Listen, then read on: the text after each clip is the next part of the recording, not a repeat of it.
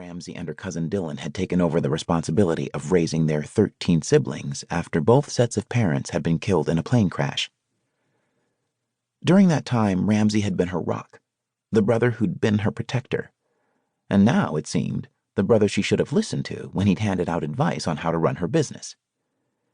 She pulled in a sharp breath when she glanced at the balance in her checking account. It was down by $20,000. Nervously, she clicked on the transaction button and saw that a $20,000 check had cleared her bank, a check that she hadn't written. Now she knew what Nisi's apology was all about. Gemma dropped her face in her hands and felt the need to weep, but she refused to go there. She had to come up with a plan to replace that money. She was expecting invoices to come rolling in any day now from the fabric shops, arts and crafts stores, and her light fixture suppliers, just to name a few. Clearly, she wouldn't have enough funds to pay all her debts. She needed to replace those funds. She stood and began pacing the floor as anger consumed her. How could Nisi have done this to her? If she needed the money, all she had to do was ask. Although Gemma might not have been able to part with that much from her personal account, she could have borrowed the money from one of her brothers or cousins. Gemma pulled in a deep, frustrated breath. She had to file a police report.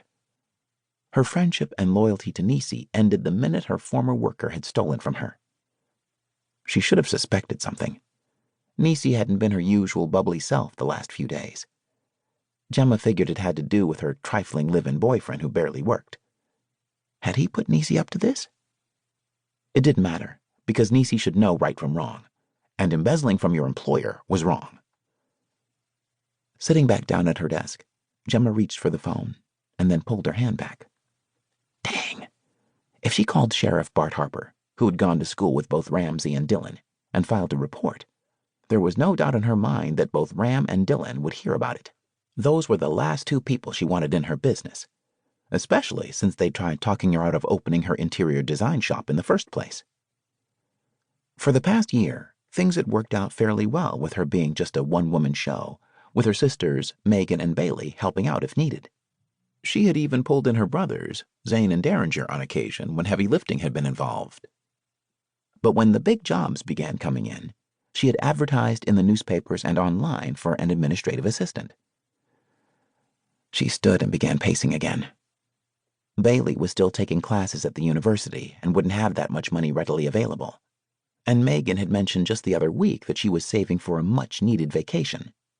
Megan was contemplating visiting their cousin Delaney, who lived in the Middle East with her husband and 2 children, so there was no way she could hit her up for a loan. Zane and Derringer were generous, and because they were bachelors, they might have that kind of ready dough. But they had recently pooled all their funds to buy into a horse breeding and training franchise, together with their cousin Jason. She couldn't look in their direction now due to that business venture. And all her other siblings and cousins were either in school or into their own businesses and investments. So where was she going to get $20,000? Gemma stood staring at the phone for a moment before it hit her that the thing was ringing. She quickly picked it up, hoping it was Nisi letting her know she was returning the money to her, or better yet, that the whole thing was a joke. Hello? Hello, Gemma? This is Callum. She wondered why the man who managed Ramsey's sheep farm would be calling her. Yes, Callum? I was wondering if I could meet with you sometime today to discuss a business proposition. She lifted a brow. A business proposition? Yes.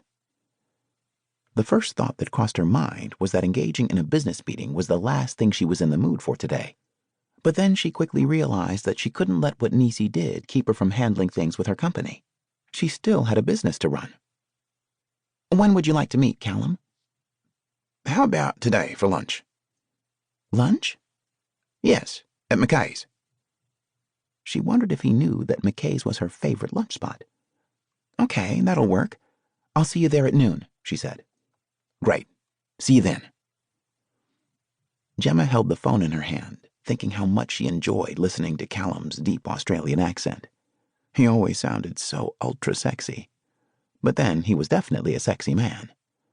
That was something she tried not to notice too much, mainly because he was a close friend of Ramsey's. Also, according to Jackie Barnes, a nurse who worked at the hospital with Megan.